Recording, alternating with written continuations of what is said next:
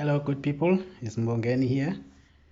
On this video we are going to plan to visit South Africa. If you are also in South Africa or you are a South African, this information will also assist you. Let's dive into it.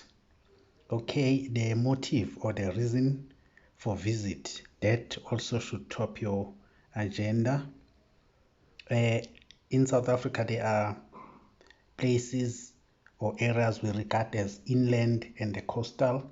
Inland areas are the areas like in Johannesburg, they are far away from the sea. The coastal, those are the areas that are closer to the sea. It could be Durban, could be Cape Town, could be Eastern Cape.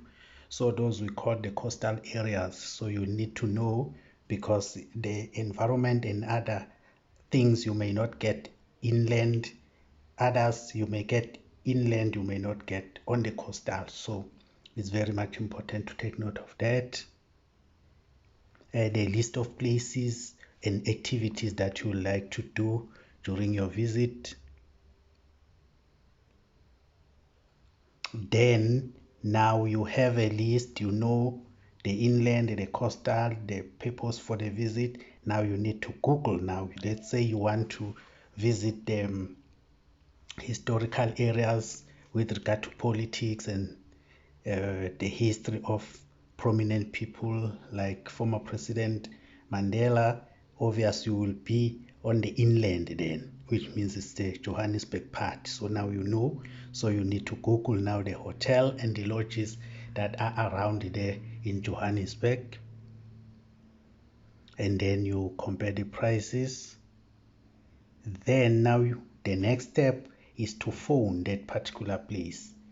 You phone that hotel or you phone that lodge. Why? You need to ask them to give you the information of the shuttle services. The shuttle services that is affiliated to them or that they know or they trust. So you get that information. You Google, you get their details, you phone them. I'm phoning from area this and this. I need information with regard to the shuttle services that are working with you there or around that area. Then they assist you. Now that you have the information about the shuttle services, you contact the shuttle services, then you request some more information about the areas that you want to visit and the activities. Those people have quite a valuable information. Never underscore them. They've got a lot of information about the areas. So you have a list, you need to clarify certain things, or you want them to add certain things on your list. Those are the right people. Now with them, because from your country or from your area, let's start with a country, someone coming from the other country. From your country, after all the bookings, you will land to the South African airport. From the airport, you will need the shuttle service now. The same one, this one, is going to take you to your hotel, right? The very same shuttle services is going to take you back once you have finished all your activities here in South Africa. So now you draft the visit with them. This is what we're going to do on Monday, on Tuesday, at what time, how long it's going to take. You draft your schedule with them, then you agree, and all the cost related. I've got some other videos that you need to check out for additional information. The cost for visiting those particular areas, although you may Google and see, but you will see the valuable information you will also get from these people. And then you will need to indicate there now, sorry for that, you will need to indicate whether you will need a drop-off or an assistance from the shuttle services, even though I use the tour guide, because the context is that this is the person who's going to be your right-hand man or your right-hand woman.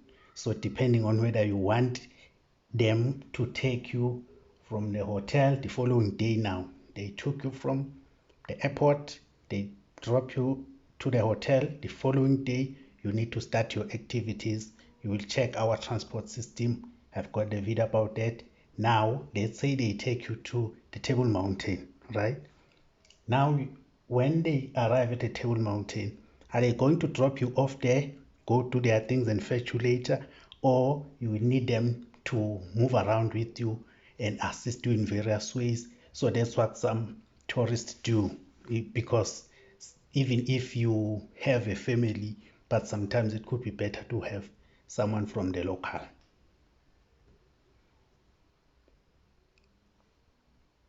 Again, if you need the nanny, let's say you come with the children, you would need the shuttle service to assist you to organize that as well. They will fetch you from the airport and drop you at the hotel or at the lodge. The same thing when you go back. So you will also need to check your currency, the currency of your country against the currency of South Africa. Remember now, yes, indeed, there is no way you can plan uh, the South African visit without using the South African currency. That is common sense, that we all know, right?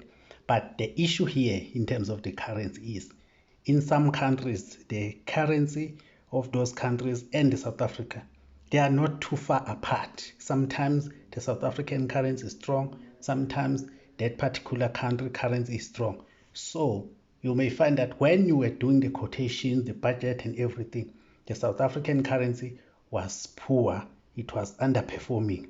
Then you've done all the calculation. Now you come to South Africa. The South African rand is stronger now, then which means you don't have enough money. So you need to take note of that.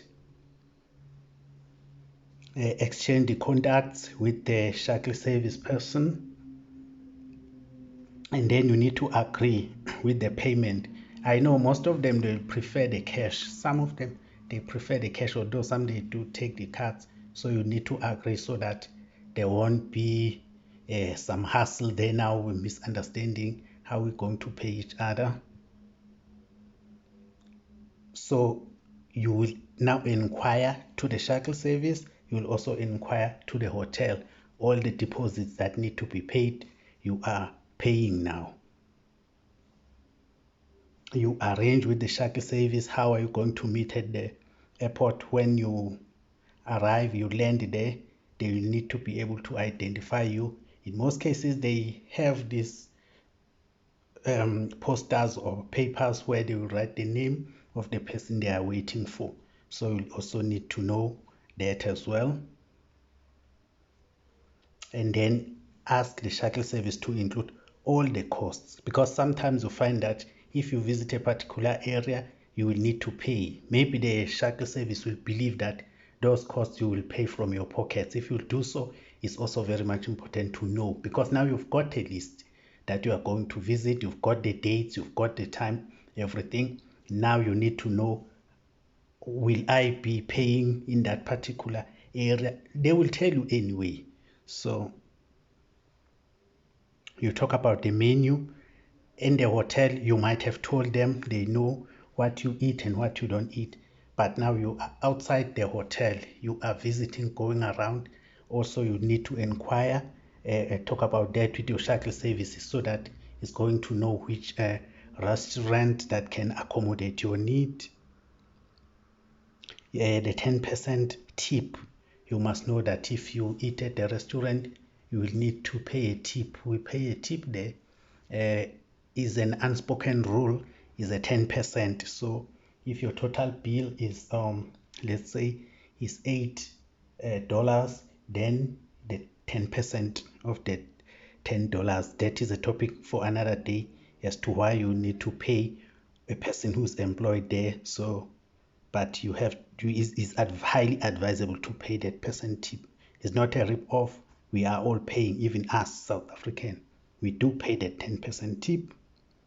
Now you book a hotel and a tour guide. In other words, you seal the deal. Everything is sealed now. You've got the cost, you've got the schedule, you've got everything. The deal is sealed.